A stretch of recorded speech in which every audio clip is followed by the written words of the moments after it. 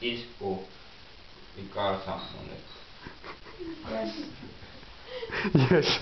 Hyvä, ainut hyvä uutinen koko saatana aamulla oli vittu. Olenko mä apina? Tässä kädessä vapina. Vai se mikä itse yhtä, mitä niitä niitä? Ei.